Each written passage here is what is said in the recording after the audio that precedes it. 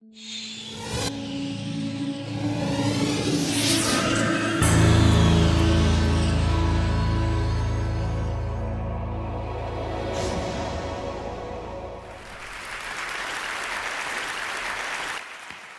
going to talk about the power of a word, jihad.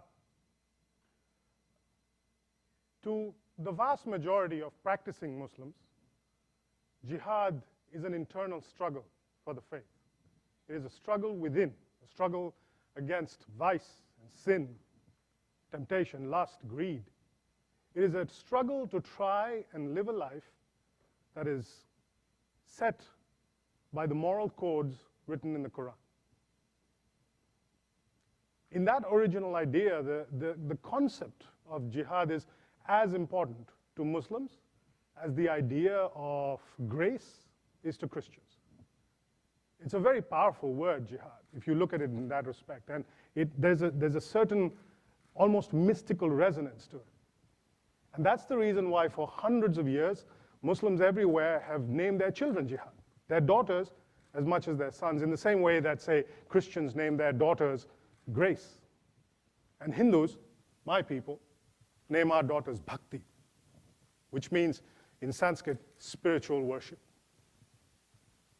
But there have always been, in Islam, a small group, a minority, who believe that jihad is not only an internal struggle, but also an external struggle against forces that would threaten the faith or the faithful.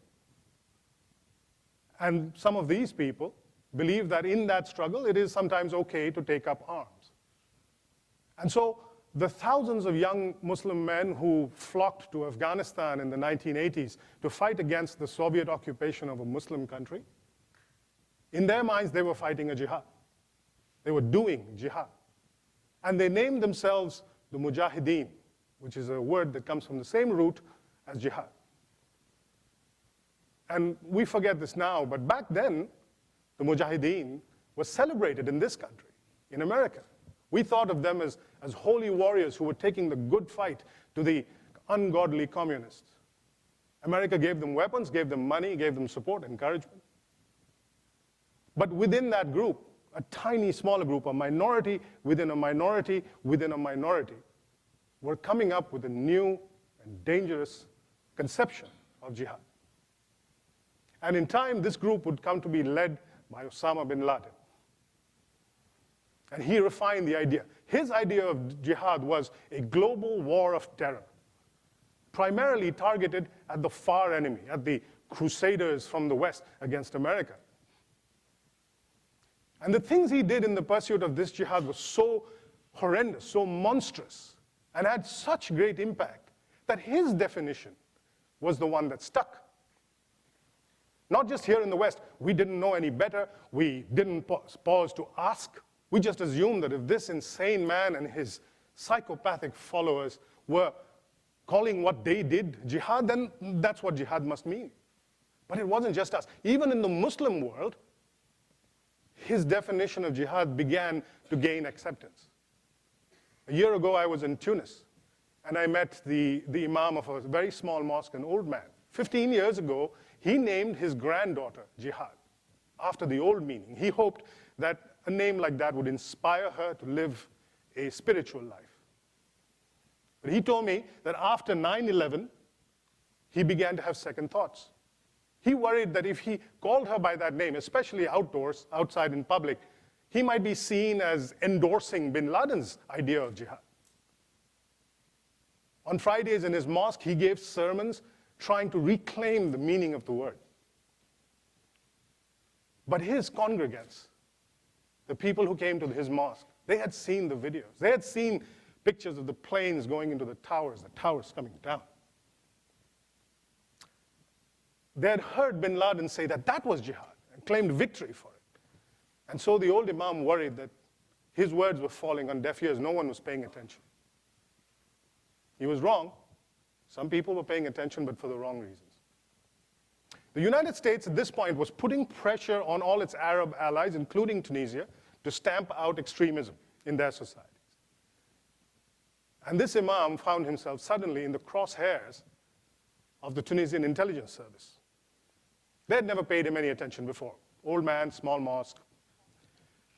But now they began to pay visits. And sometimes they would drag him in for question. And always the same question. Why did you name your daughter, your granddaughter, Jihad? Why do you keep using the word jihad in your Friday sermons? Do you hate Americans? What is your connection to Osama bin Laden? So to the Tunisian intelligence agencies and organizations like it all over the Arab world, jihad equaled extremism. Bin Laden's definition had become institutionalized. That was the power of that word that he was able to do. And it filled this old Imam, it filled him with great sadness. He told me that of bin Laden's many crimes, this was, in his mind, one that didn't get enough attention, that he took this word, this beautiful idea. He didn't so much appropriate it as kidnapped it and debased it and corrupted it and turned it into something it was never meant to be, and then persuaded all of us that it always was. A global jihad. But the good news is that the global jihad is almost over, as bin Laden defined it. It was dying well before he did, and now it's on its last legs.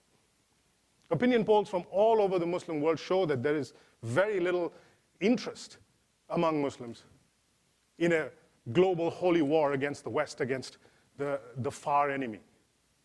The supply of young men willing to fight and die for this cause is dwindling. The supply of money, just as important, more important perhaps, the supply of money to this activity is also dwindling. The wealthy fanatics who were previously sponsoring this kind of activity are now less generous. What does that mean for us in the West? Does it mean we can break out the champagne, wash our hands of it, disengage, sleep easy at night? No. Disengagement is not an option.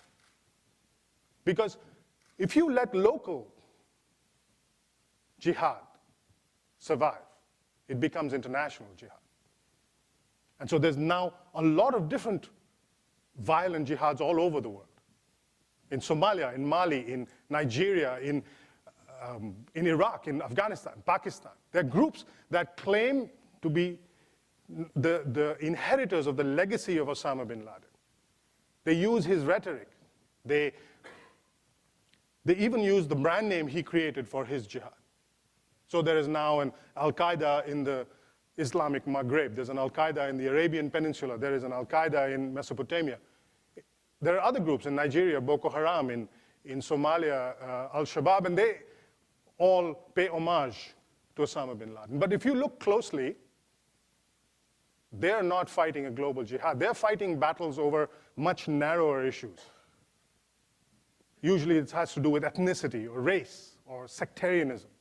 Or it's a power struggle. More often than not, it's a power struggle in one country or even a small region within one country. Occasionally they will go across a border from Iraq to Syria, from Mali to Algeria, from Somalia to Kenya, but they are not fighting a global jihad against some far enemy. But that doesn't mean that we can relax.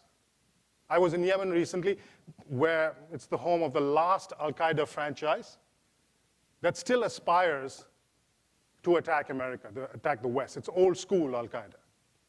You may remember these guys. They're the ones who tried to send the underwear bomber here. And they were using the internet to try and instigate violence among American Muslims. But they've been distracted recently. Last year, they took control over a portion of southern Yemen and ran it Taliban style. And then the Yemeni military got its act together, and ordinary people rose up against these guys and drove them out. And since then, most of their activities, most of their attacks have been directed at Yemenis.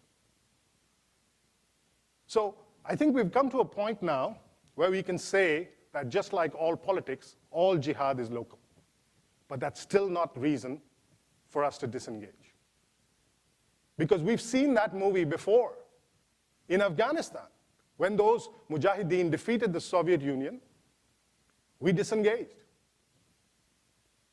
And even before the fizz had gone out of our celebratory champagne, The Taliban had taken over in Kabul. And we said, local jihad, not our problem. And then the Taliban gave the keys of Kandahar to Osama bin Laden. He made it our problem. Local jihad, if you ignore it, becomes global jihad again. The good news is that it doesn't have to be. We know how to fight it now. We have the tools, we have the know-how. And we can take the lessons we learned from the fight against global jihad, the victory against global jihad, and apply those to local jihad. What are those lessons? We know who killed bin Laden, SEAL Team 6. Do we understand who killed bin Ladenism? Who ended the global jihad?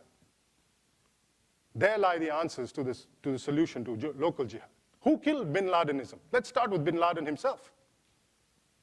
He probably thought 9/11 was his greatest achievement. In reality, it was the beginning of the end for him. He killed 3,000 innocent people, and that filled the Muslim world with horror and revulsion. And what that meant was that his idea of jihad could never become mainstream. He condemned himself to operating on the lunatic fringes of his own community. 9/11 didn't empower him, it doomed him. Who killed bin Ladenism? Abu Musab Zarqawi killed him. He was the especially sadistic head of Al-Qaeda in Iraq who sent hundreds of suicide bombers to attack not Americans, but Iraqis, Muslims, Sunni as well as Shiites. Any claim that Al-Qaeda had to being protectors of Islam against the Western Crusaders was drowned in the blood of Iraqi Muslims. Who killed Osama bin Laden? The SEAL Team 6. Who killed bin Ladenism? Al Jazeera did. Al Jazeera and half a dozen other satellite news stations in Arabic, because they circumvented the old state-owned television stations in a lot of these countries, which were designed to keep information from people. Al Jazeera brought information to them, showed them what was being said and done in the name of their religion, exposed the hypocrisy of Osama bin Laden and Al-Qaeda, and gave them the information that allowed them to come to their own conclusions. Who killed bin Ladenism? The Arab Spring did, because it showed a way for young Muslims to bring about change in a manner that Osama bin Laden, with his limited imagination, could never have conceived. Who defeated the global jihad? The American military did, the American soldiers did, with their allies, fighting in faraway battlefields. And perhaps a time will come when they get the rightful credit for it. So all these factors, and many more besides, we don't even fully understand some of them yet, these came together to defeat a monstrosity as big as bin Ladenism, the global jihad. You needed this group effort. Now, not all of these things will work in local jihad. The American military is not going to march into Nigeria to take on Boko Haram. And it's unlikely that SEAL Team 6 will rappel into the homes of Al-Shabaab's leaders and take them out.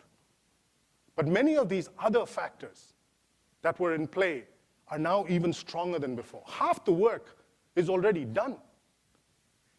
We don't have to reinvent the wheel. The notion of violent jihad, in which more Muslims are killed than any other kind of people, is already thoroughly discredited. We don't have to go back to that. Satellite television and the internet are informing and empowering young Muslims in exciting new ways. And the Arab Spring has produced governments, many of them Islamist governments, who know that for their own self-preservation, they need to take on the extremists in their midst. We don't need to persuade them, but we do need to help them because they haven't really come to this place before. The good news, again, is that a lot of the things they need, we already have, and we're very good at giving. Economic assistance, not just money, but expertise, technology, know-how. Private investment, fair terms of trade, medicine, education, technical support for training for their police forces to become more effective, for their anti-terror forces to become more efficient. We've got plenty of these things. Some of the other things that they need, we're not very good at giving. Maybe nobody is. Time, patience, subtlety, understanding. These are harder to give. I live in New York now. Just this week, posters have gone up in subway stations in New York that describe jihad as savage. But in all the many years that I've covered the Middle East, I have never been as optimistic as I am today that the gap between the Muslim world and the West is narrowing fast. And one of the many reasons for my optimism is that because I know there are millions, hundreds of millions of people, Muslims like that old Imam in Tunis, who are reclaiming this word and restoring it to its original beautiful purpose. Bin Laden is dead. Bin Ladenism has been defeated. His definition of jihad can now be expunged. To that jihad, we can say, goodbye, good riddance. To the real jihad, we can say, welcome back. Good luck. Thank you.